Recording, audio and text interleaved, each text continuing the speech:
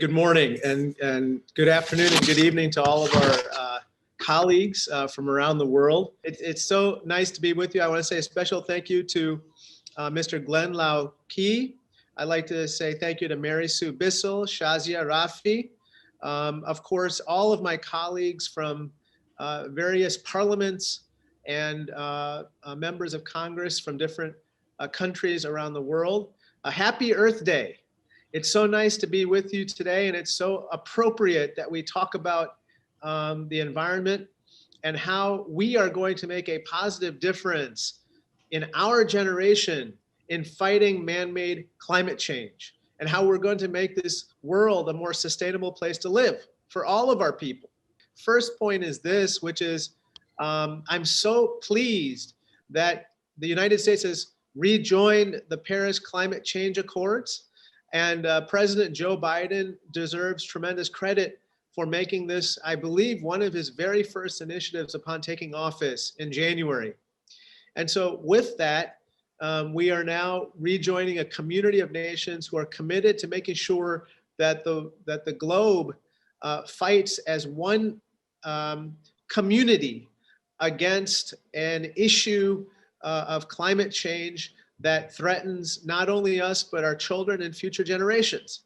And so I'm so pleased that today President Biden will be announcing further steps to limit greenhouse emissions from the United States, even more aggressively than what we had anticipated before.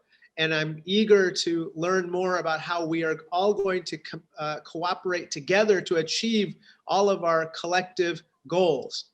The second point I want to make is here in Congress, I've been working on some very practical measures to try to do our part to combat man-made climate change. I have founded the bipartisan Solar Caucus in Congress, and even under the Trump administration, we made progress in trying to invest in a solar revolution, so to speak, that's taking place not only in the United States, but around the world. And so we successfully invested money in the Department of Energy to lower what are called soft costs associated with installing solar panels. Those are the regulatory and permitting costs that unfortunately are too high. And given our federal system in the United States, we literally have 50 different regimens with regard to the permitting and regulation of solar panels. You know, all of us in each of our countries can take very practical steps now to combat climate change and to work together in achieving our collective goals. But it starts with action, not just talk, but action. And I think that if each of us do our part and take those baby steps that then become giant leaps toward reducing greenhouse emissions, we are definitely going to achieve our collective targets. So with that, I just want to say thank you so much for allowing me to address you for a couple minutes. Thank you to our conveners, and thank you to all of our colleagues. I just close with my favorite saying, which is that yesterday is history, tomorrow is a mystery, but today is a gift. That's why we call it the present. On this Earth Day, I am blessed to be able to address you, and I'm more blessed to be able to work with you to achieve our collective mission, which is to make the Earth a place where not only we, but future generations are allowed to thrive and flourish and work together for our common humanity. Thank you so much, and God bless. Thank you, Congressman Krishnamurthy, for your insights and perspectives. We hope that we have the opportunity to engage with you further concerning these important policy issues. Legislators play a vital role in creating sound policies that advance the interests of their nations and people. Regarding climate change, they can create policies that not only protect our planet's environment, but also advance the economies and environmental standards of all nations as well. Today, we are privileged to hear the perspectives of esteemed parliamentarians on these important policy issues. The US-Asia Institute's mission is to promote greater understanding and strengthen ties between the people and governments of the United States and Asia. We are honored to partner with Air Quality Asia on this critical international forum, especially considering the great focus of the Biden administration and the global community on climate change this month. Though our mission largely focuses on issues related to Asia and engagement with the United States, we understand that the issue of climate change affects all nations. Understanding the significance and scale of this issue not only enables us to effectively engage our partners in Asia and the United States, but our friends in other continents who share our desire to advance understanding between nations and to create a more peaceful, secure, and prosperous world for future generations. Climate change policy interacts with many other policy areas beyond environmental preservation. It affects a nation's healthcare system, food security, water resources, energy systems, and more. Today's summit will help to gather perspectives and solutions to address these issues from those who are developing critical legislation. Through this international engagement, we are facilitating an exchange that helps all of us understand how we can build a better future for the entire world. We hope that everyone listening today will engage with these ideas beyond the summit and facilitate more opportunities for engagement like this to address these issues. Let me just now pass it along to the Honorable Matthew J. Nolan, the Treasurer of Air Quality Asia, for his introductions. Mr. Nolan was a member of the Irish Parliament for 24 years and retired in 2011. During his parliamentary career, he served as a member of Parliament's Foreign Affairs and European Affairs Committees, Public Accounts Committee, and Whip of the Parliament's Finance Committee. He also served as chair of the Parliament's Joint Committee on Communications, Energy, and Natural Resources, and as chair of the Joint Committee on Sports and Rural Affairs. We are delighted to have Mr. Nolan with us today and look forward to your remarks. Mr. Nolan, please go ahead. Thank you very much, Glenn. Excellencies, honourable members of Parliament, distinguished participants, ladies and gentlemen. On behalf of Air Quality Asia, I would like to thank you all for taking time in your very busy schedules to discuss the issue of tackling the climate crisis, transitioning to a global green economy. Air Quality Asia is an international parliamentary advocacy group focusing on a breathable future for Asia. Since 2016, Air Quality Asia has been working with high-level policymakers to implement the United Nations Sustainable Development Goals 2030 and the Paris Agreement by helping governments in Indonesia, India, and Pakistan and other parts of Asia to strengthen national environmental and energy policies. Today, Air Quality Asia is represented at our meeting by myself as Treasurer, Shazia Rafi as President, and board members, the Honourable Mercy Barens, MP, Indonesia, the Honourable Naveed Qamar, MP, Pakistan, the Honourable Sata Yudha Waidya, Senior Advisor to Air Quality Asia. Also with us are Air Quality Asia members, the Honourable Manakishi Lekhi, MP, India, and the Honourable Daya Roro St. Waidya, Indonesia, MP for Indonesia. Climate change accelerated by human activity is firmly recognized as a major global problem and characterized by many as an emergency. Indeed, we heard the United Nations General Secretary during the week talk about standing on the abyss. Environmental pollution, pollution of the air, water, and soil by human activities is the biggest cause of illness and death globally, according to the World Health Organization.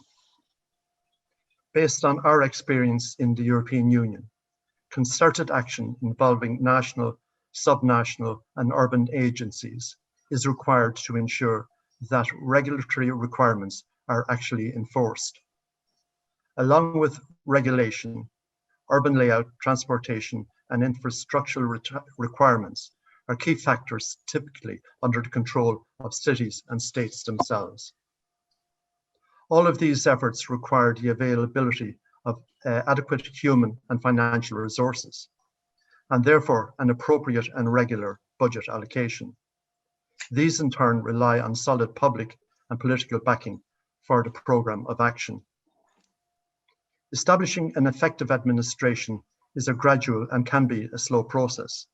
Therefore, changes in the regulatory regime must be supported with a multi-annual budget and, of course, political support. We hope that our meeting today will contribute to that process. Before moving on, might I just thank our colleagues in the US Asia Institute, particularly Glenn Liu Key and Mary Sue Bissell, and the Parliamentary Network for their assistance in making today's meeting possible. Now I would like to move on, and I'm going to give the floor to the President of Air Quality Asia, Shasi Rafi. Ms. Rafi is the President and Convener of Air Quality Asia and a consultant specializing in parliamentary diplomacy related to the United Nations Sustainable Development Goals. Ms. Rafi led the Parliamentary Working Group on Clean Air from 2014 to 2016. From 1996 to 2013, Ms. Rafi was Secretary General of the Parliamentarians for Global Action, a non-profit, non-partisan organization of elected legislators from over 130 countries that leverage parliamentary processes to promote peace, international law, gender equality, and reproductive health. The floor is yours, Shazia. Honorable members of Parliament, Chair and President, US Asia Institute, the Parliamentary Network, colleagues from the International Finance Corporation, the World Resources Institute, distinguished guests, ladies and gentlemen. Good morning and greetings on this glorious Earth Day from Mannahatta, the land of the Lenape, now known as Manhattan, New York. Air Quality Asia, as you know, is an international parliamentary advocacy group that has been working with high-level policymakers to implement the United Nations Sustainable Development Goals 2030 and the Paris Agreement by helping governments across Asia to strengthen national environment and energy policies. We have all been witnessing this year an unprecedented time with a series of global challenges due to the COVID-19 pandemic and exacerbations of climate change. Over 3 million lives have now been lost to COVID-19, over 500,000 in the United States alone. Parallel to this pandemic, however, there is a silent killer that continues to claim lives daily around the world and is also worsening climate change, and that is air pollution. According to the World Health Organization, air pollution now kills almost 9 million people every year. There is also now evidence that COVID-19 pandemic mortality is worsened because of air pollution. Scientists have also suggested that air pollution particles may be acting as vehicles for viral transmission. Allow me to also share the role that you, legislators and parliamentarians, have played in the global agreements on clean air and how Air Quality Asia, working with key partners, fits into this global framework. Air pollution is an accelerator of climate change. The same carbon emissions that speed up global warming make air quality worse. Unlike climate change, which is hard to measure, air quality monitoring allows policymakers like you a real-time progress measure. It is like having your hand on the pulse of the earth. AQA was established in November 2016 to implement the Clean Air UN SDGs 2030. AQA convenes parliamentarians, government officials, UN development agencies, green finance, and civil society experts to that end. In our international work, we have also at the national level worked with 3 pilot countries, India, Indonesia, and Pakistan. I want to take you back a little to 2013. The right to clean air, which is our first human right, it's the first gulp that we take of air when we are born, was proposed at the Inter-Parliamentary Union meeting in November 2013 by the Parliamentary Working Group on Clean Air. Clean air language was then negotiated in the SDGs 2030 by September 2015 with strong targets and signed by all governments. 3 Clean Air SDG 2030 targets are the ones that are the framework of AQA's work, and they are specific, lay out the sources of air pollution and the implementation to be taken by governments.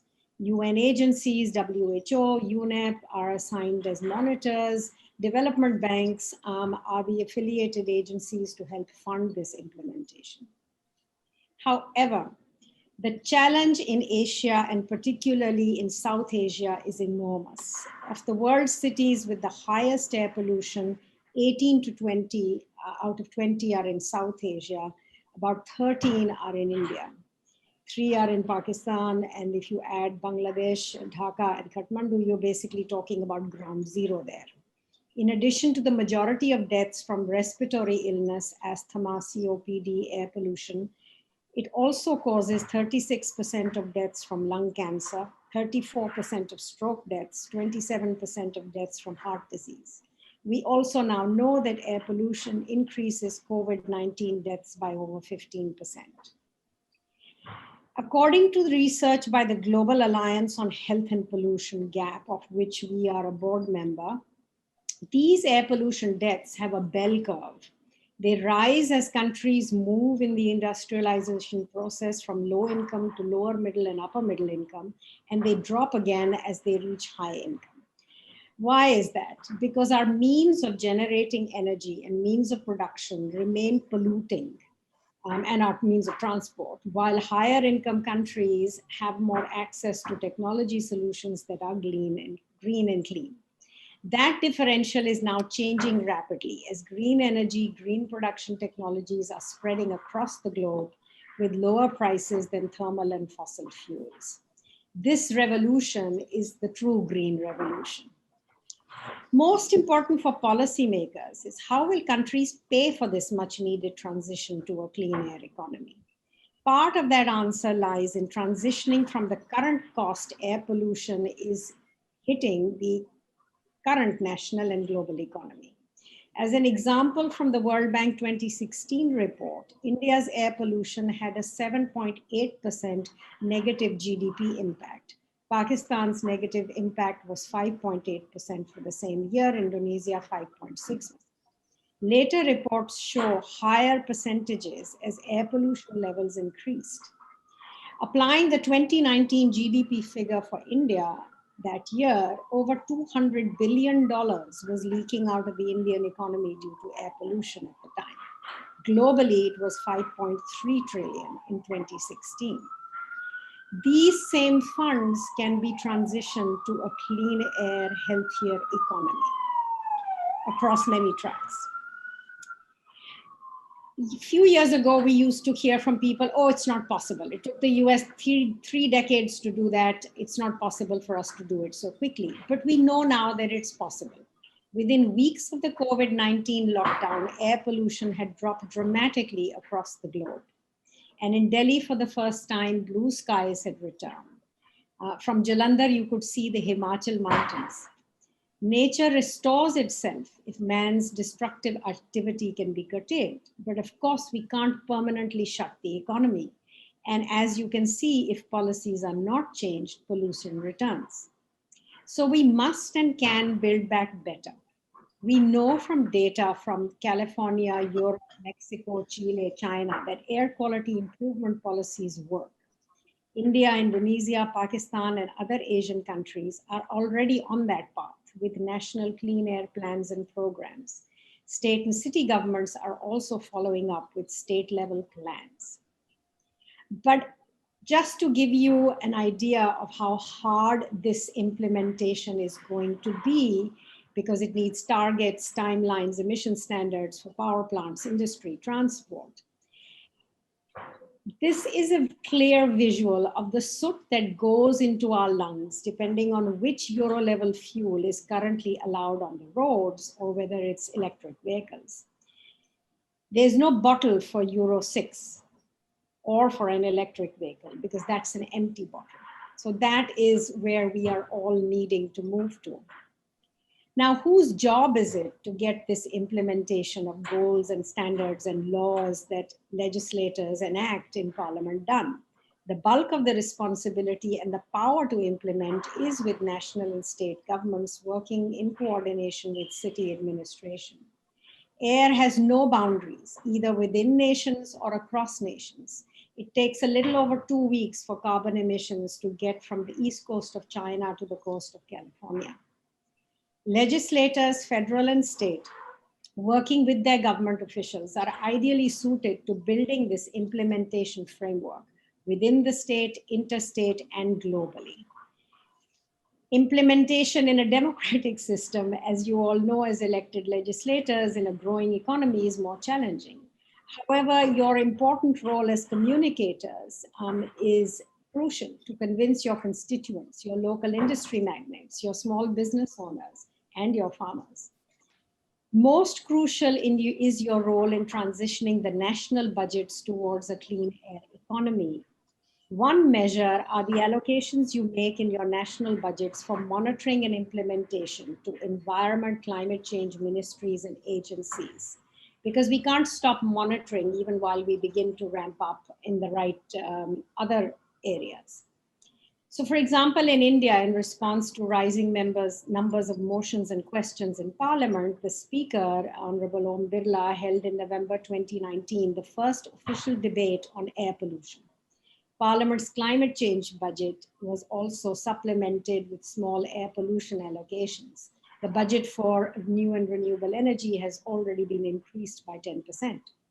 In Indonesia, the focus has also been on expanding the renewable energy front to help the country double its renewable energy to a target goal of 1/4 of energy generation. In Pakistan, climate change was a new ministry in 2017, whose budget under the current government has rapidly increased with Parliament's support.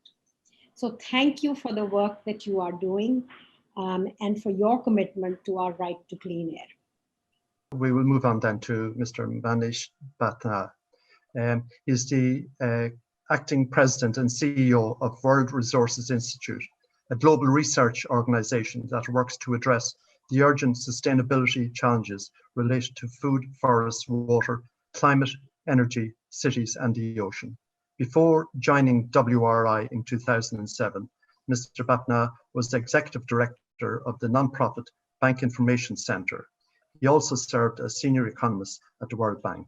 So I'll hand over to you now, and thank you for your presentation, Mr. Bhatna. Thank you very much. Good morning, good afternoon, good evening to everyone. It's a real pleasure to be with all of you today.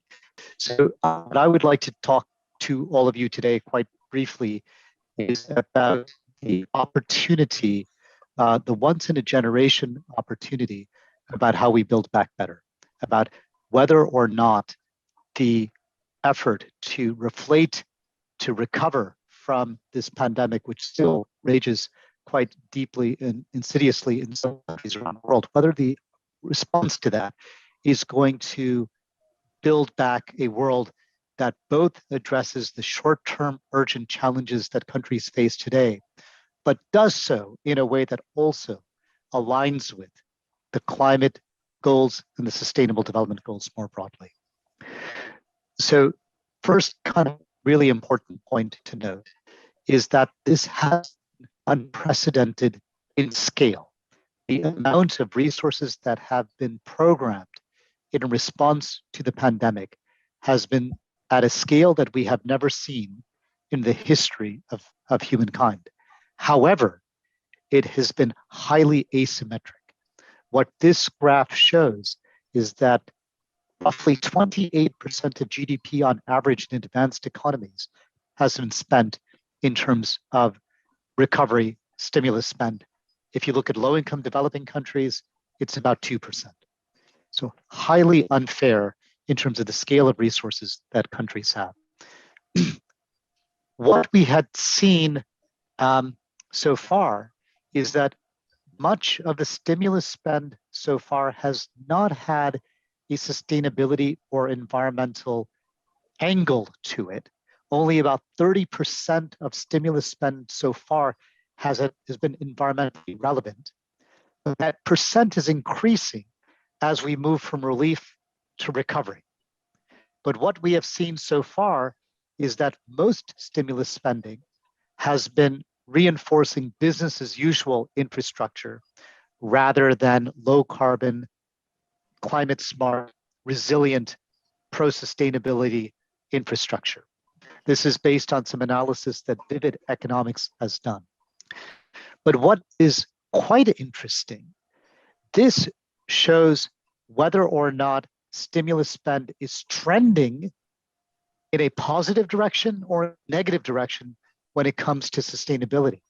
And what you see with the green arrows, more countries are, as they shift from relief to recovery, integrating sustainability elements into their stimulus spend.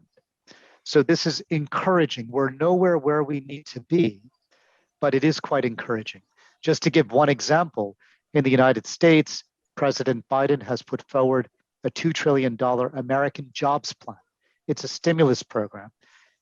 A very significant chunk of that, about $1 trillion, would be focused on issues that had a pro-climate, pro-sustainability lens. If that bill becomes passed, it would reflect a very significant shift in the US stimulus spend.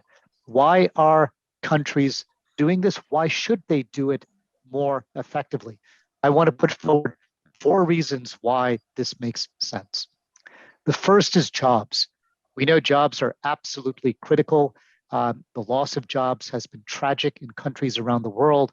What this shows is that for $1 million, you can actually create more jobs in building efficiency, in solar, in urban transport infrastructure than you can in traditional, conventional fossil fuels.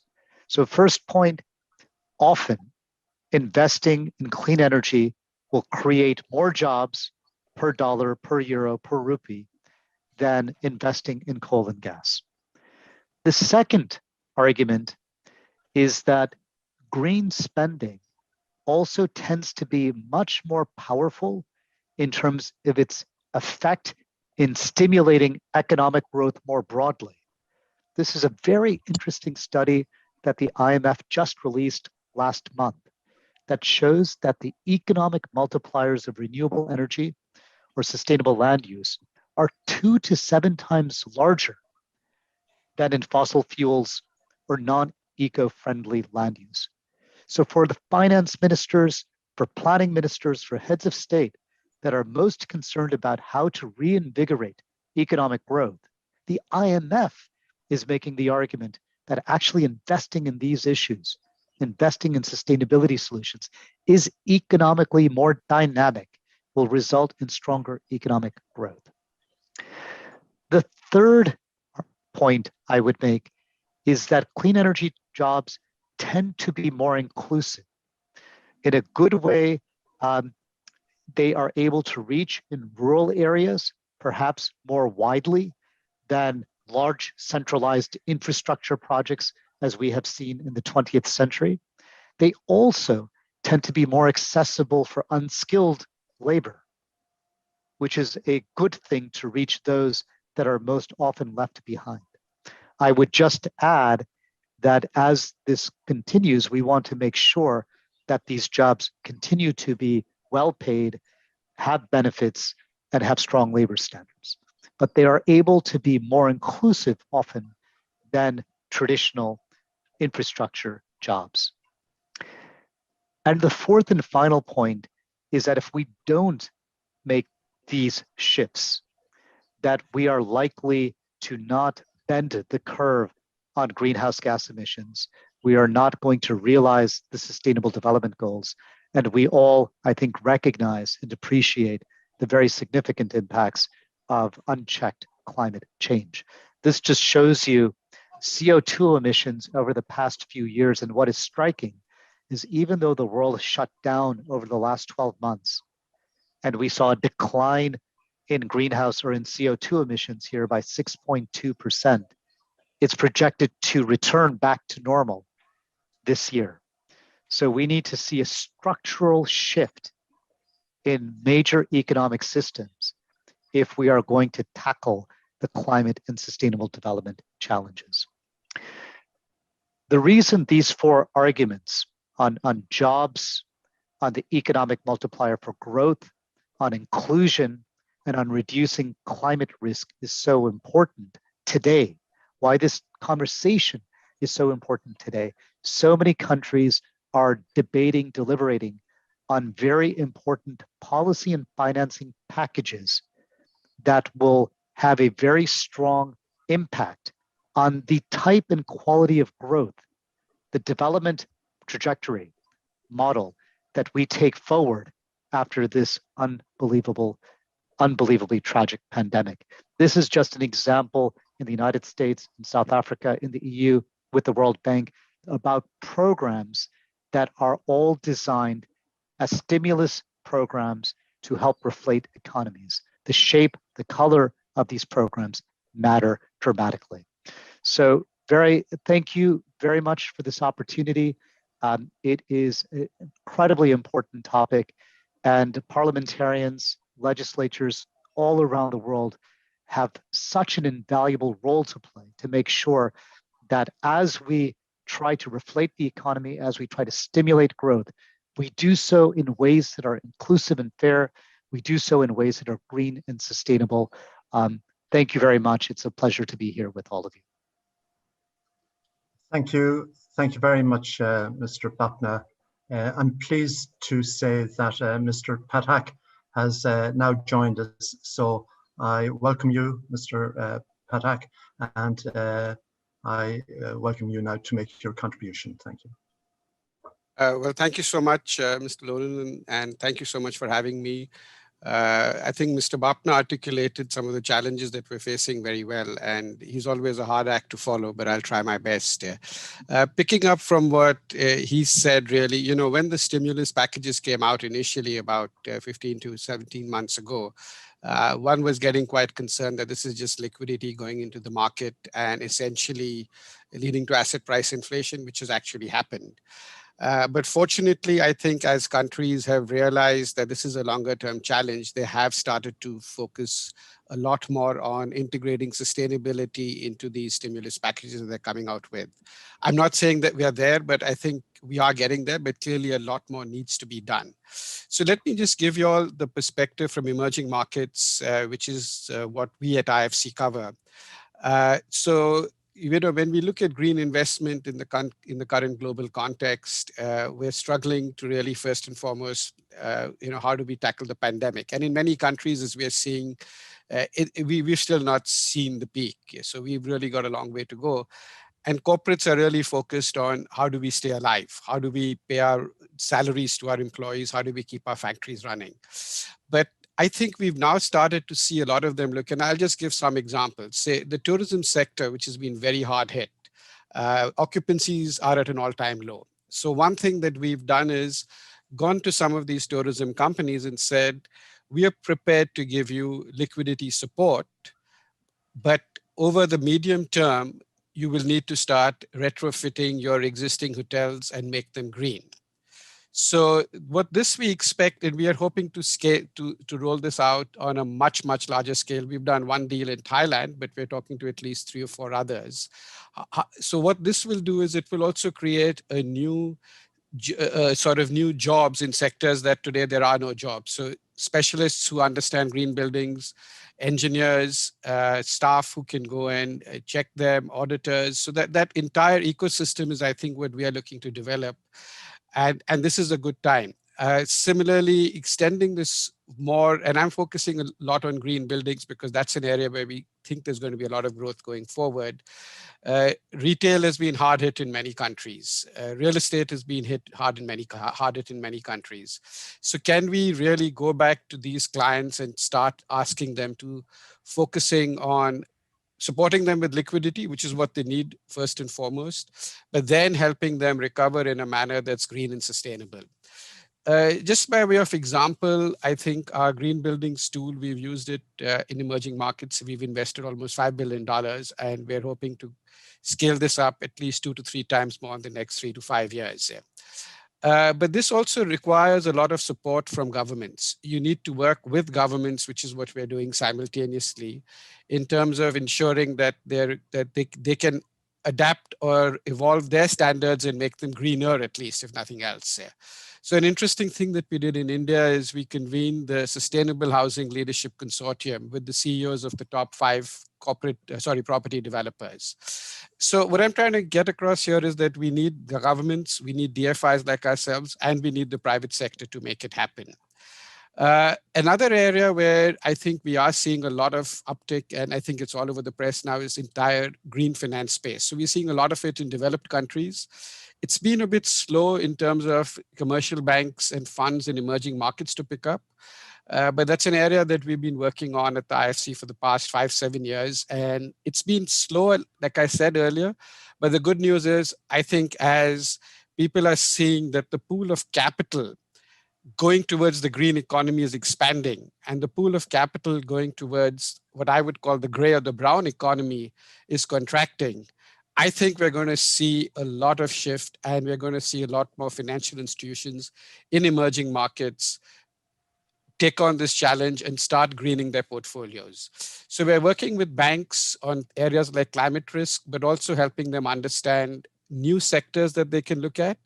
And what we are seeing, what is very encouraging to me personally, is that we are seeing banks understanding the fact that not only will they run a lot more risk if they continue with the business as usual approach, but there are a number of new market segments that are opening up. So for them, it's managing risk, but also growing their portfolio in a green and sustainable manner, investing in sectors or lending to sectors which they've not done so in the past. Yeah. So these are 2 areas I think that we are going to see a lot of interesting examples coming up. And I look forward to working in your support in all these initiatives. Thank you very much. We now move on, and our next contribution is from the Honourable Satya Yuda Waida, who is a member of the National Energy Council of Indonesia, tasked with designing and formulating the national energy policy. He has served as a former member of the House of Representatives, Vice Chairperson of the Energy Commission, and founding chair of the Green Economy Caucus and the Alternative Energy Caucus. So I'll now call on the Honourable Waida to give us your contribution. Thank you. Thank you for giving me an opportunity for tonight, Indonesian time, of course, in the morning, your time, to speak on behalf of the Indonesian National Energy Councils. So this is quite newly established institutions in Indonesia, been 10 years, and was the independent body. The member is proposed by the president and elected by the parliaments. So we are consist of 18 members. So 8 of them are ministers, and the rest are elected by the parliaments. So I like to give you information with regards how far that Indonesia has been successfully implemented the policy that already been set after we ratify the Paris Agreement back in 2015. So I like to share here with my slide of presentation, if you like. So hopefully it works here. Okay, hold on. So can you see it? Mm-hmm. Yeah, okay. So in Indonesia, we are basically committed to at least 2 international commitments. One is the implementation of the SDGs number 7 on the affordable and clean energy, and also SDGs number 13 However, on the other hand, we also ratified the Paris Agreement. So we put a target by 2030 to ensure that universal access to affordable, reliable, and modern energy services, increasing the the share of the renewables in the global energy mix. So up to 23% by 2025. And also we trying to reduce our emission to 29% by 2030. So there are two big commitments here. To increase the the share of renewables become unavoidable. Yeah. The way we try to do it is through the energy efficiency and also strengthen the international cooperations to facilitate the access to clean energy technology, and also the expand the infrastructure and also to improve the technology. If you look at the timeline here, you know that we are aiming by 2070 is going to be net zero emissions. It's a long way from now, but it is a plan that we are currently working on it. Whether this year is quite achievable or not. As you may know that in 2045, Indonesia has been reached to 100 years of Indonesian independence. So along the way, in 2020, we do what so-called the first nationally determined contributions, part of the Paris agreements, and we are moving toward the net zero emissions in the future. So that is like what I mentioned earlier. The commitment was raised and stated by Indonesian presidents, and as you may know that on the energy sectors, because of the national determined contribution consists of several sectors, including the energy sectors, land use and land use change forestry. And the energy sector itself can contribute around 38% of the emission reduction target. So I like to drill down a little bit on the energy sector rather than the other sectors because of my new role as the member of National Energy Council is very much focused on the energy sectors. So reducing the greenhouse gas emission by around 314 until 398 million tons of CO2 by 2030. And I like to to show to you what happened today, because of if you see from this graph that the energy mix in 2020 is around 11.2%. However, we are aiming to achieve our target is by 25% and 23% by 2025. It is quite a long way to go in terms of the percentage. And also part of the Paris Agreement, part of the national determined contributions, we are targeting 28% in 2030.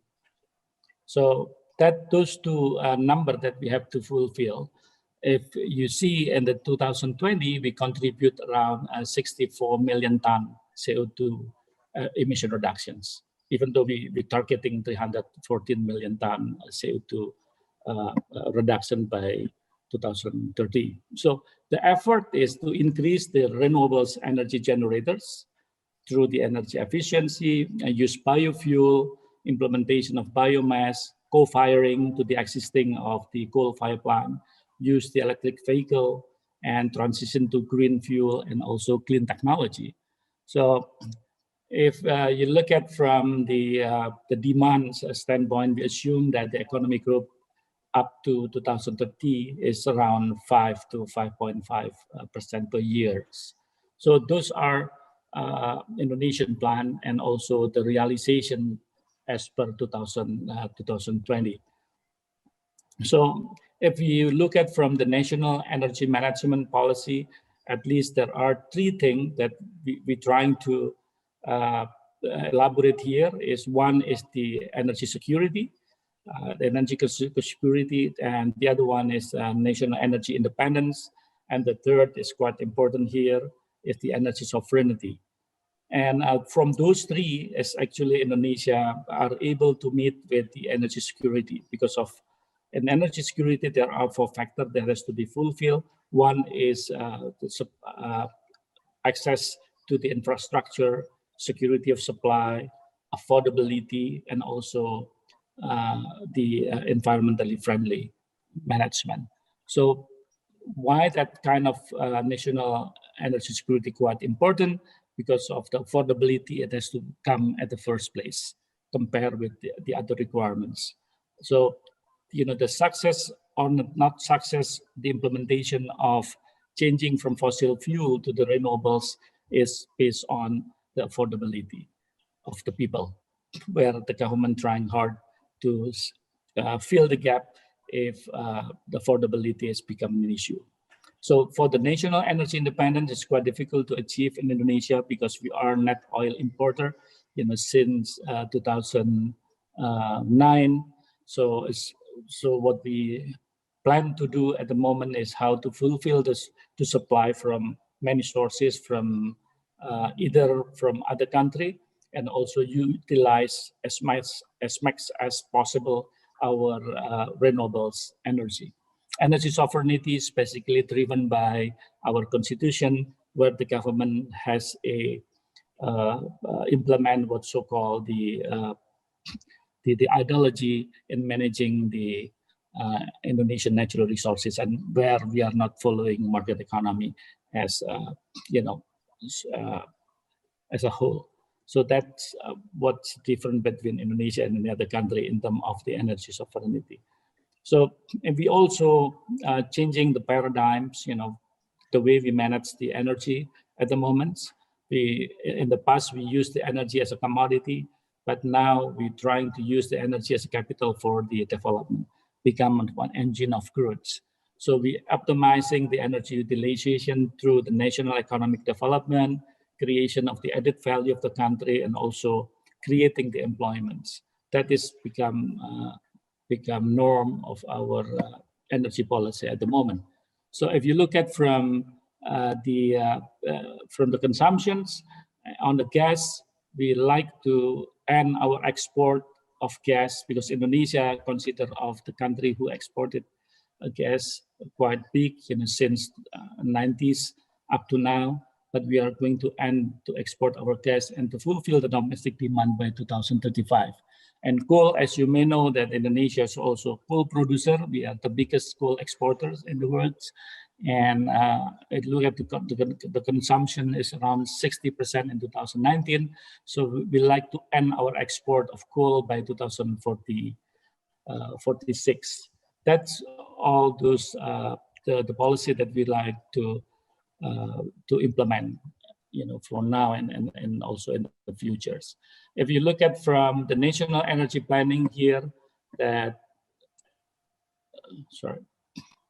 the target for moving from fossil fuel to renewables is not dramatically change the fossil fuel, but basically we still maintain the fossil fuel up to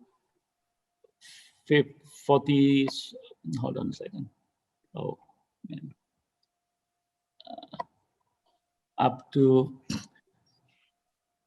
31% for the renewables, and for gas is 24%. So 55% is basically cleaner energy, even though it's not renewable for all, but we combine between renewables and the natural gas. And here, if look at from the other part of the fossil, it's like coal, we aim to have a 20% of coal and 25% of crude since by 2050. So that is quite different with what the world's tell to to the people to end the fossil fuel by 2030 or 2050 by IEA. So Indonesia has as a different plan, even though we're trying to move to be more cleaner energy than the previous one. I mean, than the target that we are aiming at the 2025. So that is the transitions what we are aiming for the future by reducing the dirty fossil to become much cleaner by implementing a lot of technology that we like to do, like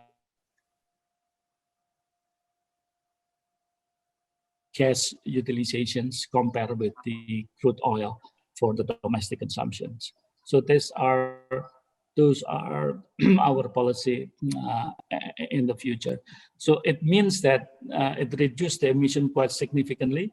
So by diversifying the energy sectors and utilization of the technology and also substitutions of the coal fire plant with the biomass. To do at the moment to co-firing for coal power plants as much as we can. And also we're trying to substitute using the gasoline to the natural gas and also with biofuel.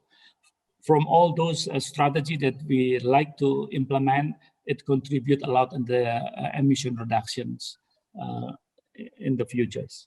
So this is the scenario that we like to implement, and hopefully that Indonesia could reduce the emission like what we plan in the Paris Agreement as well as on the Sustainable Development Goal. I think those are my key message, for the Indonesia at the moment. And I like to contribute later on in the question and answer if there is one. Thank you very much. Okay, our next speaker is the Honorable RUEN Legarda, Deputy Speaker of the Philippines, Deputy Speaker of the House of Representatives. Prior to her election to the current position in May 2019, she was a three-term member of the Philippine Senate, where she chaired the committees on finance, foreign relations, and climate change. She has authored many laws aimed at improving the lives of Filipinos and promoting inclusive, sustainable, and resilient development. She is also current United Nations ISDR Global Champion for Resilience, United Nations FCCC National Adaptation Plan Champion, and Commissioner of the Global Commission on Adaptation, and the Climate Vulnerable Forum Ambassador for Parliaments. So, Honourable Legarda, I invite you for your contribution. Thank you very much for that kind introduction, and good morning, good afternoon, good evening from the Philippines. Ms. Shazia Rafi, thank you very much for this kind invitation on Earth Day. It's been a long, productive, and inspiring day, and I've been learning from all your speeches and looking forward to the forum later on the panel. So warmest greetings as well to my fellow legislators and parliamentarians participating, as well as the US-Asia Institute, of course, Air Quality Asia, and everyone in this webinar today, as we tackle the climate crisis and pushing for the transition to a global green economy. I look forward particularly to the panel discussion later, and I'm honored and happy to share insights and lessons from my own experience in the Philippines, where I've been working on these very important issues in Congress since my first term as senator in 1998. Legislators play an important role in setting the pace and in advancing climate policy, as well as in pushing for sustainable solutions to development problems. In my 3 6-year terms in the Philippine Senate, yes, I started very young. Just to give a quick rundown on the laws we have authored, we were able to legislate important climate and environmental laws: Clean Air Act, Ecological Solid Waste Management Act, the Clean Water Act, Renewable Energy Law, Climate Change Act, and the People's Survival Fund, which is the local adaptation fund in the Philippines. We also enacted the Environmental Education and Awareness Act, the National Disaster Risk Reduction and Management Act, the expanded National Integrated Protected Areas Systems Act, which legislated the protection and preservation of 107 important ecosystems, including open seas, coastal areas, wetlands and tropical forests, critical inner climate adaptation, and biodiversity conservation mechanisms. In my last term as senator, I chaired 3 Senate committees: Foreign Relations, Climate Change, and Finance.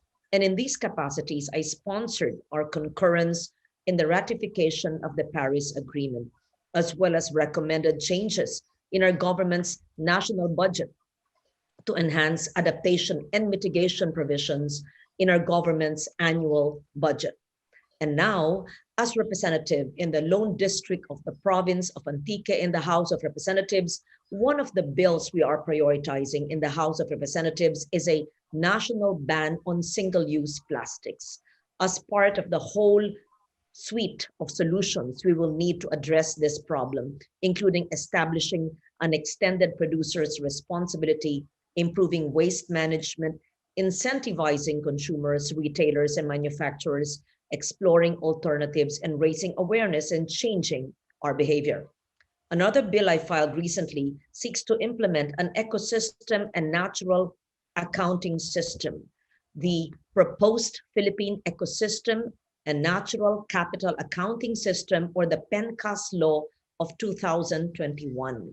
The bill we drafted adheres to the UN system of environmental economic accounting introduced in 2006, in which the UN has been continuously advancing with the adoption of the system of environmental economic accounting, ecosystem accounting, or the CEA, and its collaborative project with other organizations on natural capital accounting and ecosystems valuation ending this year. You know how conventional national income accounting works.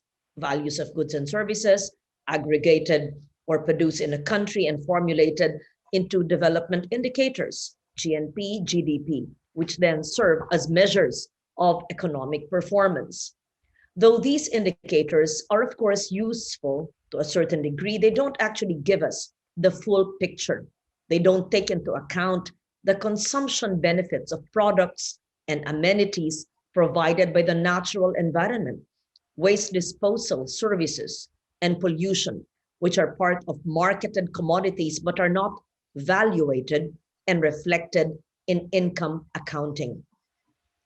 By accounting for natural capital, policymakers would be able to make more responsive and effective laws because we would be able to get a better sense of both environmental and non-environmental economic inputs. Doing so would allow us to live within our means, to avoid biodiversity loss and ecosystems decline and destruction, and pursue sustainable development that will tackle the climate crisis. After all, we cannot protect what we cannot see, what we don't know, and we can't manage what we can't measure. More than that, perhaps on a deeper level, the law hopes to bring about a fundamental shift in how we see the world, how we understand our place in it, and how we value it. It corrects the misconception that we have to choose between the environment and the economy, because it highlights the fact that our economy will only ever be as robust as our natural capital. All of us in this room, in this Zoom today, understand that there is no such dichotomy. It is not one or the other. That, in a nutshell, is what a transition to a global green economy requires. And this goal should not fall by the wayside because of the pandemic. If anything, COVID-19 only makes it even more urgent. After all, the climate crisis and the unabated biodiversity loss only further increase the risk of future further pandemics that would cause even greater damage on our economies and take even more lives if we fail to change the way we act now. This helps illuminate our task as legislators, as policymakers. We must ensure that our efforts to pursue recovery from the pandemic reflect this shift in mindset and in values, that they are attuned to the policies and laws on climate change adaptation and mitigation, that they recognize that the only way for a sustainable recovery is through the climate pathway.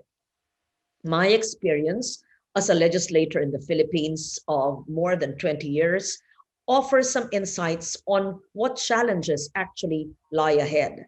I mentioned earlier the laws I authored, and the Philippines is indeed quite a pioneer when it comes to environmental laws, no less than the UNISDR has said that. The challenge has really been in its implementation. As we hold the power of the purse, our work as legislators, as parliamentarians, is to ensure that laws are funded, or even to ensure that our whole national budget is actually a climate budget. Our work is also to exercise strong oversight to ensure that executive agencies efficiently implement our laws. Our work is to ensure that our people actually understand our laws, utilize them, and benefit from them, and that the laws we enact make full use of their everyday knowledge, especially indigenous knowledge for countries who have indigenous peoples. Because like I always say, climate action is always local. We succeed and we fail, depending on how well we do at the level of the local communities, which are at the forefront of the climate crisis and disasters. We would need the help of legislators in developed nations to make the shift to a green economy possible and hopefully permanent. Because the painful truth is, while the Philippines remains an insignificant emitter of greenhouse gases, 1/3 of 1% only, we are among the most affected by climate change, just like our neighbor Indonesia, a country that is at the same time located in the Asia Pacific, as we know, the most vulnerable region in the world. The shift to a green economy is a matter of life or death for us, but we cannot achieve that alone. This is something we hope to talk about more in COP26 in November.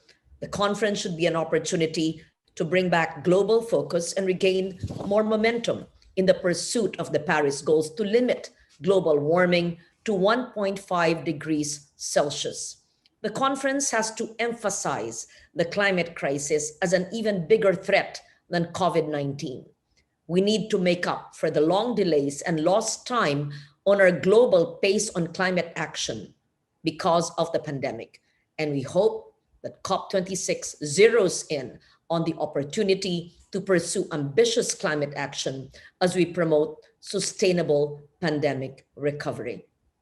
In line with this, we hope that COP26 will also emphasize the provision of climate finance, technologies, and capacity development support for developing countries in keeping with the principles of climate justice and our common but differentiated responsibilities and capabilities towards achieving the Paris Agreement's goals. Our nationally determined contribution pledges significant cuts to our greenhouse gas emissions in pursuit of these goals. Our NDC conveys a 75% GHG emission reduction and avoidance by 2030, which is a more ambitious target than our initial NDC or INDC of 70% submitted 5 years ago. Broken down, 72.29% of this, of course, is conditional on the support of climate finance, technologies, and capacity building from developed countries, while 2.71% is unconditional. The target, yes, is quite ambitious. It's also transformational, but it will only be achieved if we're able to pull together different industries, sectors, and communities across the country in pursuit of our goals, and only if we get enough support from developed countries, which have historically cost or contributed the most to the climate crisis. I'm sure that is the case for many more developing countries who are represented ably in this webinar tonight, that are often at the receiving end of frequent, intense disasters and climate shocks, and are very much willing but struggling to do their part. We are now at a very critical crossroad as fellow legislators in my neighboring countries and eco advocates, environmental warriors. I know we are all preoccupied with helping our own people survive this pandemic. But at the same time, we are also painfully aware that just up ahead is a bigger and perhaps even deadlier threat. Indeed, while we recall 2020 as a year that brought us COVID-19, we're also well aware that it's virtually tied to 2016 as the warmest year on record ever. We have to bring our discussions today to other global and national climate conferences and fora, most especially COP26 in November. We have to lead the shift to a global green economy by pulling together industries, communities, stakeholders, and even governments and countries, nations, knowing what we need is a whole of society, a whole of government, and indeed a whole of planet approach. I look forward not just to hearing your insights and experiences in our discussions tonight, but to working with all of you towards a safer, healthier, greener, and more sustainable world for all of us. I hope that all of us keep safe. We have to stay alive for the sake of our planet. Thank you. Our next speaker is the Honourable Meenakshi Lekhi MP from India. Have we got everyone still? We have, yes. The Honourable Lekhi is a Member of Parliament from New Delhi Parliamentary Constituency. She is also a lawyer in the Supreme Court of India. In 2016, she was appointed as Chairperson of the Committee on Privileges of Lok Sabha in Parliament. And in 2019, she was appointed as Chairperson of the Parliamentary Committee on Public Undertakings. Honourable Lekhi, the floor is yours. Thank you very much, Honourable Oiti and everyone else here on the screen, and those who are connected to us for today's interaction. India is home to about 1.35 billion people and about 1/6 of humanity. And we are the fifth largest economy currently and growing rapidly. Despite this, India is one of the lowest per capita carbon emission countries amongst G20 at 0.19 tons per capita. And so far as vulnerability to climate change is concerned, and very rightly pointed out by my previous speakers, that we are all together in this game. It's the same thing as COVID has shown, that no country is beyond vulnerability and nobody is more or better placed than other countries. We are an outlier in the sense that it's not the only country which stuck to its commitment, giving the challenging times to tackle climate change. And we are the only ones who amongst G20 country is on its way to achieving nationally declared commitment under Paris Agreement. And we remained in the top 10 in climate change performance index for the second consecutive year. And the index is released not by my government, but New Climate Institute, which is a German watch and climate action network. And moreover, even as the country was in the midst of strictest lockdowns last year, we transitioned to BS6 standards from April 1st, 2020. Under BS6 standards, there is a reduction of emissions of particulate matter by an average of about 73%. And it has reduced emissions of nitrates and hydrocarbons when compared to older norms. So when it comes to Paris Agreement, we had committed to reduce the emission intensity of GDP by 33% to 35% by 2030, below 2005 levels. And as of 2014, we have already reduced our emission of the GDP by 21%. From renewable energy resources, the consumption of energy, non-fossil fuel sources, as a percentage of total energy installed capacity is 37%, 92% of the target of 2030. And fourth or fifth global position when it comes to wind or solar power deployment respectively. And capacity installed of renewable has been increasing consistently. So when it comes to energy efficiency, decades due to economic growth,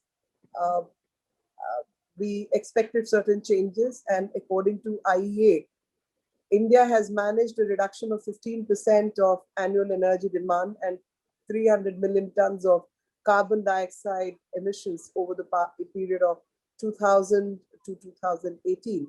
The amount of energy saved during this year, 2018 and 19, translated into savings of about 89,122 crores, and in terms of US dollars, it's about 1,200 US, $1,236 US for the country.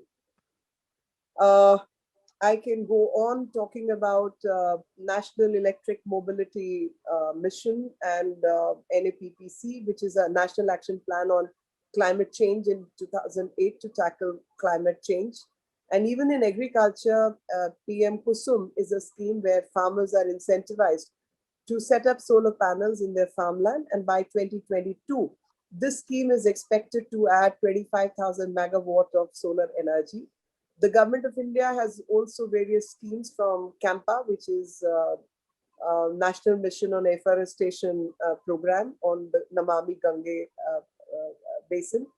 So ISA, that is installation of solar energy, CDRI, was announced by the Prime Minister Modi only in 2019, UN Climate Action Summit. And country stands together when it comes to fighting the climate change challenge. Thank you very much, Jai Hind. Thank you, Honourable Lecky, for your very thoughtful contribution. I want to introduce the Honourable Cedric Thomas Frolick, who's an MP from South Africa. He is current chair of the House and serves on the Committees of Oversight and ICT in the National Assembly of South Africa. He's a member of the Regional Executive Committee of the ANC for the Nelson Mandela region, and also served as a member of the ANC National Executive Committee Task Team in the Eastern Cape. He represents the South African Parliament on the Interparliamentary Union United Nations Advisory Group. So I'll hand over to you, Honourable Frolick, for your contribution. Well, good afternoon, facilitator, and also good afternoon to all my colleagues from around the world.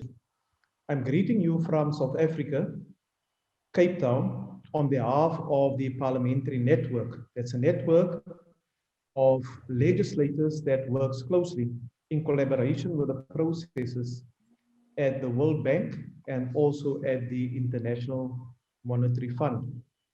Now, a number of speakers have referred to the importance of this debate.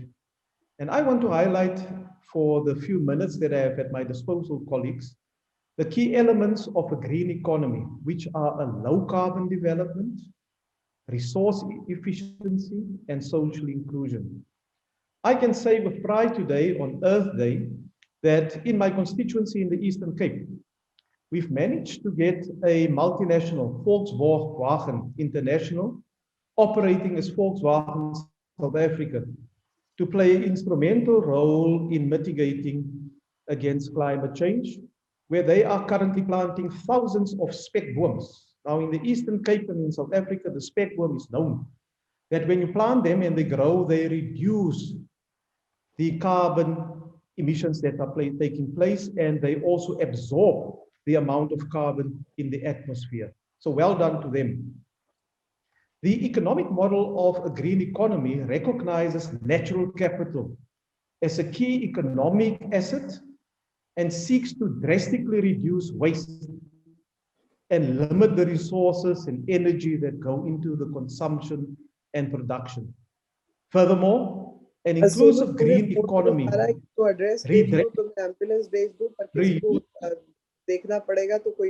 also recycles food. और address भी मेरे दूसरे phone पे SMS भेजो. I think there's a disturbance so in terms of the interpretation on the line. But I want to repeat. I want to repeat the 3 R's. The inclusive green economy: reduce, reuse, and recycle goods. And that's where members of parliament have an important role to play. It invests in renewable energy and public goods that promote communal use and implements policies that internalize and ensure both the equitable use of environmental resources and the promotion of economic activities that preserve biodiversity. Green economic policies and laws that are made by public representatives are vital to transition into economic sectors that ultimately build a resilient economy. These policies and laws include ending fossil fuel subsidies. It's difficult in certain parts of the world, including in ours. Enforcing the polluter pays principle. Supporting green jobs and including green conditionalities in fiscal recovery policies. Now, I've heard various references in terms of the different countries around the world, the economic stimulus packages that is associated with COVID-19. And for us personally, it presents a unique opportunity to promote a green economy. However, most of these packages, Chairperson, are not based on a green model. For instance, a recent survey by Oxford University in April 2020 indicated that only 4% of the G20 COVID-19 fiscal emergency policies were green. Parliamentarians, all of us from all these different countries, and I was so happy to see the parliamentarians and the representatives from the United States participating fully again, being part of the discussions, have the unique opportunity to promote national economy plans that harmonize economic and environmental policies, since these packages require legislative approval. And we are the legislators. Several green approaches are illustrated, and I can refer to, amongst other, green infrastructure, waste management, the circular economy, green energy, green jobs, biodiversity, and nature-based solutions, as well as the rule of law and environmental protection. I just, Chairperson, for the sake of time, want to focus on green infrastructure. This entails parliamentarians and lawmakers, whether they are in Congress, whether they are in legislatures or in the Senate, to focus on the following. Prioritize laws and regulations that require public investment and incentivize private investment in green infrastructure, especially in our cities, in our urban areas, and that is where the majority of the world's greenhouse gas emissions are emitted. To enact legislation to contribute to creating jobs in the green infrastructure and enhancing green infrastructure related business opportunities. And then finally, to provide parliamentary oversight. That is now to go out and to do and to follow the money and to see where these budgets of this green economy is being spent, of the government's work towards the sustainable development goals, such as the provision of the universal access to safe, inclusive, and accessible green and public spaces. I want to stop there, Chairperson. Thank you very much. Thank you very much, Honourable Frolick. I now move on to our next contributor and speaker is the Honourable Naveed Qamar, Member of Parliament for Pakistan. He is a member of the National Assembly and has served in the legislature since 1988. He has held a number of portfolios in Cabinet, Minister for Petroleum and Natural Resources, Minister for Defence, Minister of Finance and Minister of Privatisation. He also serves on the board of the Parliamentarians for Global Action. Honorary Qamar was co-recipient of the PGA's 18th Annual Defender of Democracy Award in 2013 for his seminal work on the National Multi-Party Cooperation and South Asian Regional Peace Initiative. So I hand over to you now, Honourable Qamar. Thank you very much, MJ. Thank you, Shazia and AQA, as well as our collaborators. though I think we are going towards the end of the webinar and therefore are getting squeezed for time, but I will still try to put in a little bit of my perspective on the things that have already been talked about. Now, Pakistan is another one of those countries that are hugely affected by the current climate change. We're sitting at the foothill of Himalayas that have always fed this part of the world through the river Indus, which is really the lifeline on which Pakistan, its agriculture, and therefore its livelihood depends on, has with time become increasingly dangerous because we go through years of floods or droughts in a very harsh manner. We could get displaced, like in 2010, we had a flood where the water covered areas larger than the entire UK, for example. So, and the devastation that left took years to recover from. We are at the very low end of the net contributors to the carbon emission. For example, Pakistan's total coal-fired energy or electricity generation is well under 5%. And on the other end, while we started out with a lot of furnace oil, all the new plants are being either gas-fired, which is domestically produced, or imported, as well as being complemented with renewable energy, particularly wind and solar. And of course, the mainstay of our electricity generation has always been hydro generation, with large hydro generation, which is now being supplemented with small hydro, also in micro hydro.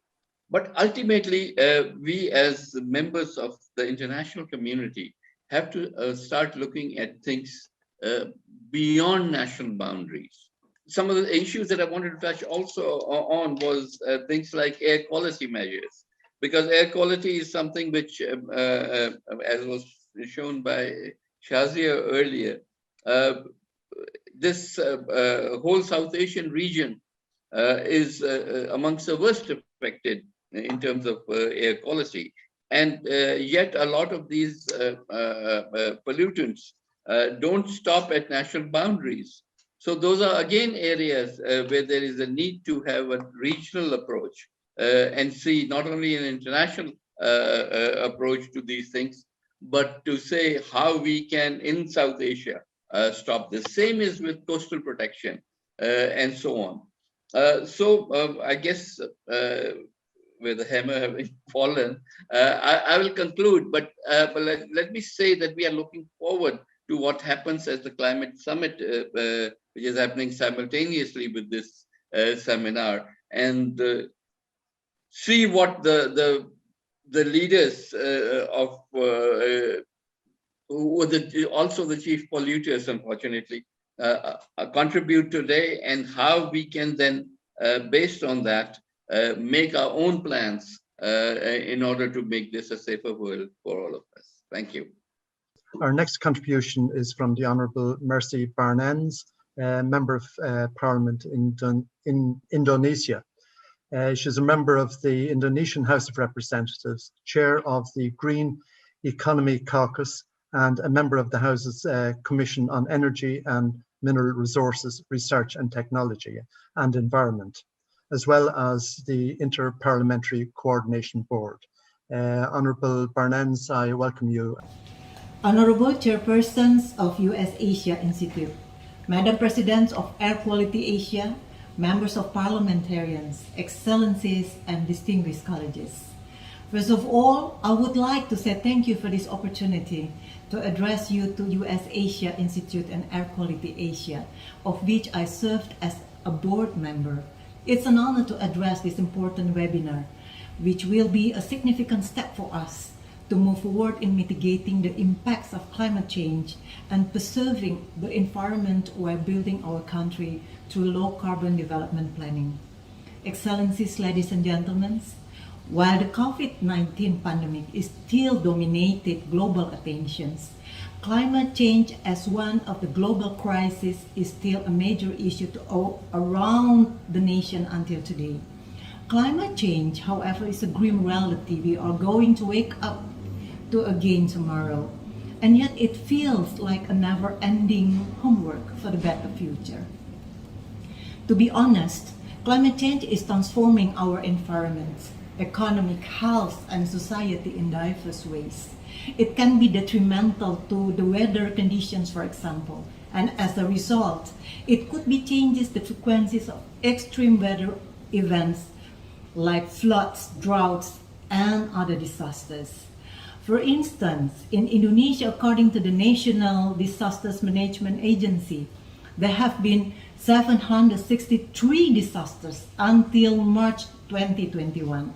The disasters included 337 floods, 144 landslides, 186 tornadoes, 12 tidal waves and abrasions, 70 forest and land fires, 1 case of drought, and 13 earthquakes. This situation is part of climate crisis that Indonesia is facing nowadays.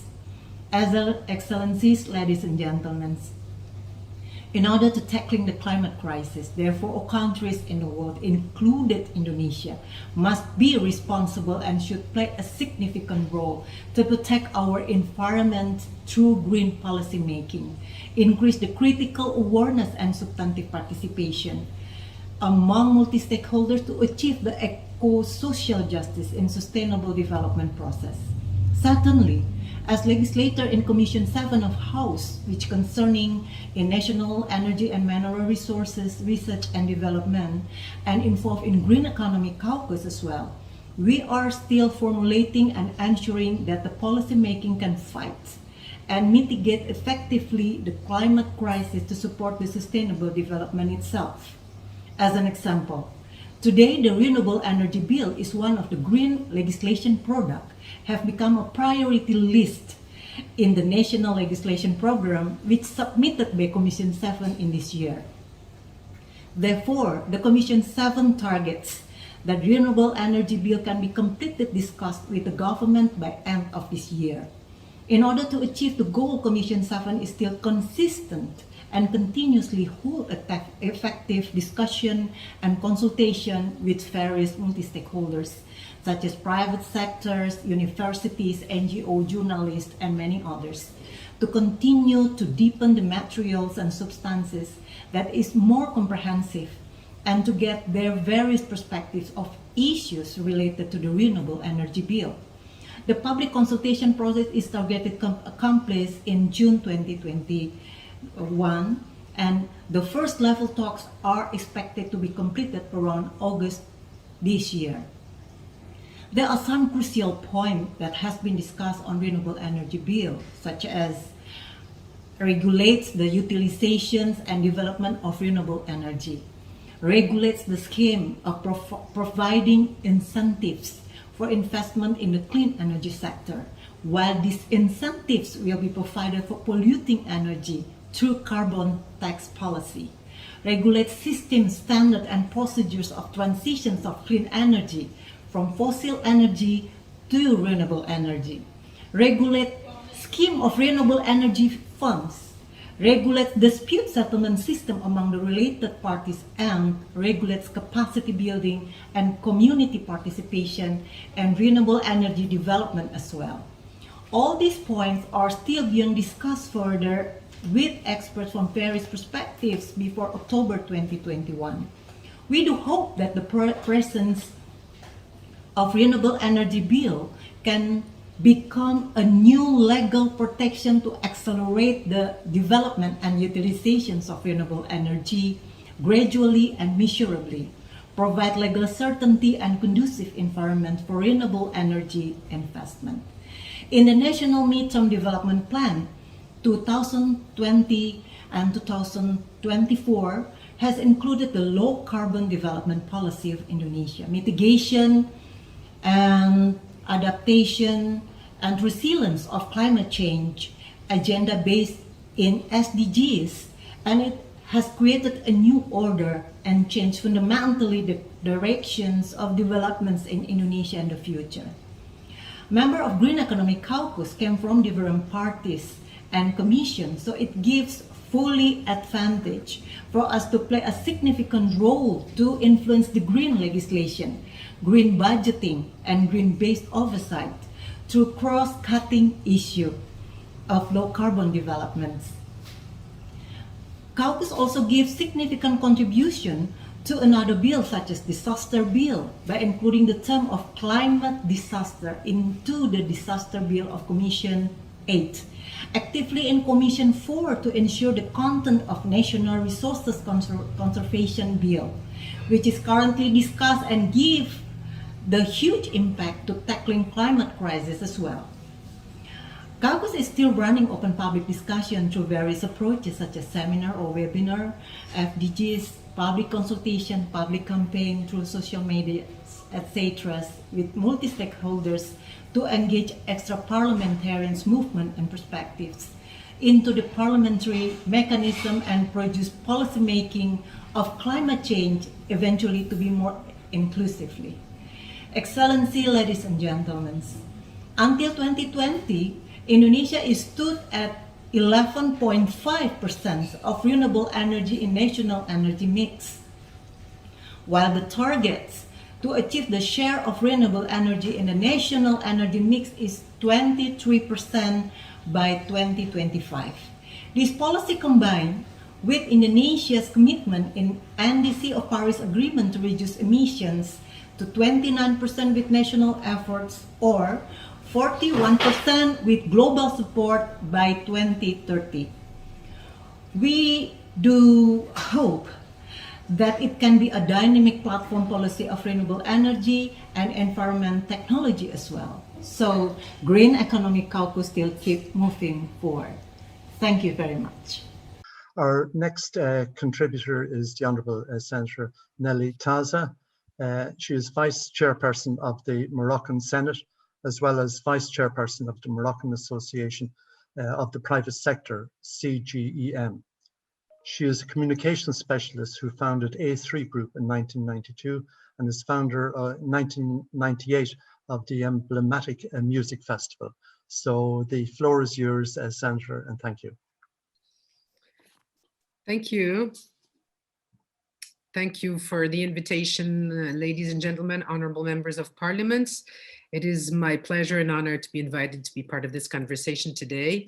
And I would like to thank the US-Asian Institute and Air Quality Asia for their invitation, and also the Parliamentary Network on the World Bank and the IMF for giving us opportunities of interaction. I've been a member of this network for a few years since I'm a member of parliament.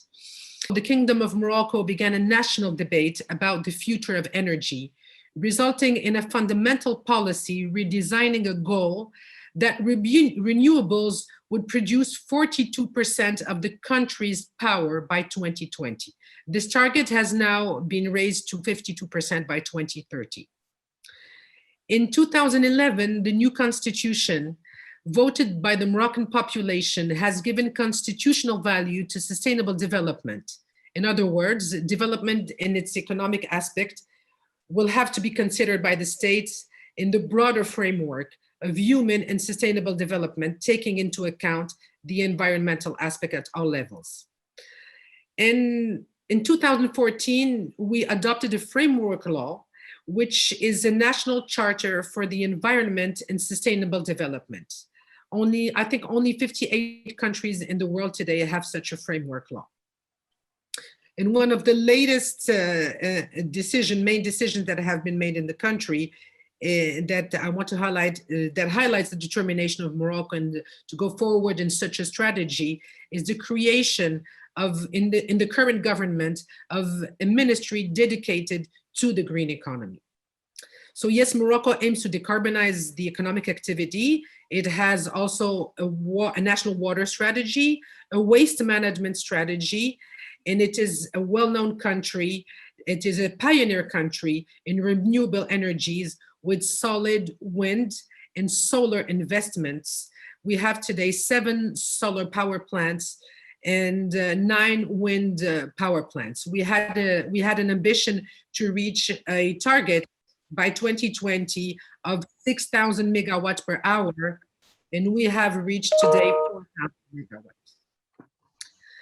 So in terms of legislation, very quickly, I will highlight 6 main laws we have adopted in our parliament to promote the green economy. In 2010, we adopted the law for the creation of a Moroccan agency for sustainable energy. We voted also a renewable energy law that allows the private sector to invest in renewable energy projects and to sell energy. This is an activity that was until recently an exclusivity of the public sector, and now the private sector can invest in this sector also. We have a law on energy efficiency to support the national strategy and install energy efficiency standards in all sectors of the economy, for example, in the building and construction sector, but also we have introduced import standards, and for example, for the imports of electric vehicles, and we have tax incentives and so on. We have a waste recycling law, and we have a water treatment law, which, for example, requires from industrial companies to install water purification plants in the industries, in the new industries. We have a law that bans plastic bags. In addition to this, the government has set financing lines through a fund for the environment that subsidizes industrial projects up to 30% of their investment related to the green economy. So Morocco also had the support of the World Bank through the Clean Technology Fund for the development of its solar program, which is a very ambitious program. So I wish to close by saying that with only 1.15% of the world emissions, Morocco has been ranked 5th country by the MIT Green Future Index 2021. So yes, ladies and gentlemen, Morocco, even if we still have a long way to go, we are getting the job done. And as Mr. John Kerry said, no one nation does this alone.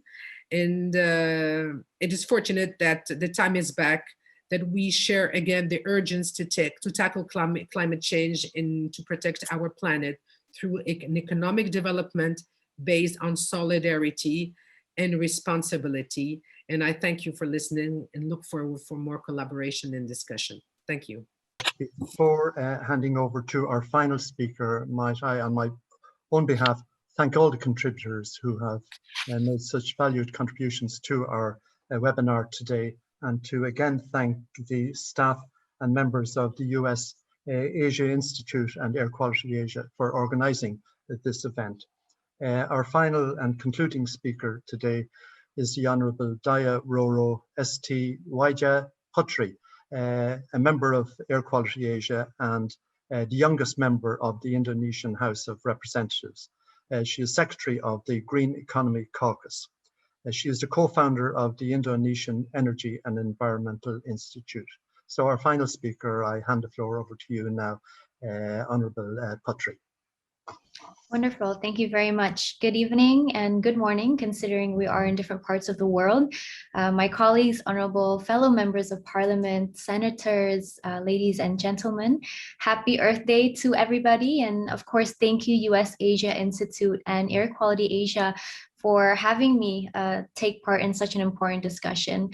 You know, as mentioned earlier, thank you so much for the introduction. You know, as one of the youngest members of parliament in Indonesia today and this forum, representing a whole generation that really just demands a sustainable future, I'd like to firstly commend on the commitments made by several countries in tackling climate change. So we've heard a lot from different countries today, from the US, Indonesia, Philippines, Pakistan, India, South Africa, and Morocco. And given also that this event is running running in parallel to the climate summit hosted by President Biden, and it is being attended by heads of states around the world, including China, which I'm quite surprised about because they've opted out of the Paris Agreement. But the more I see, the more I'm becoming confident that the political will exists, right, across nations and in tackling this global problem.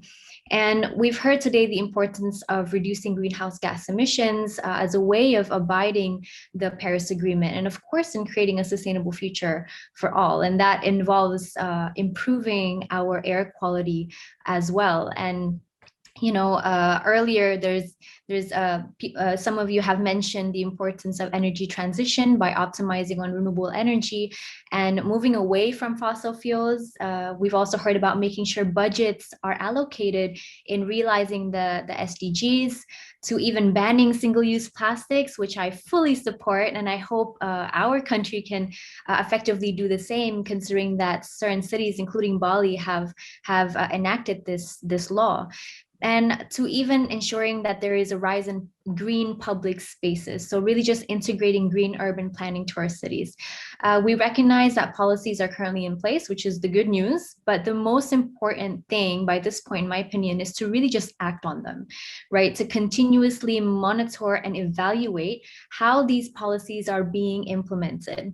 And as a member of Commission 7 of the Indonesian Parliament, alongside my colleague, Mrs. Mercy, we are really just determined in pushing through the renewable bill, right? Renewable energy bill, with the hopes of reaching our 23% target by 2025. And all in all, I truly believe that we all have a very important part to play. We've been entrusted by our constituents.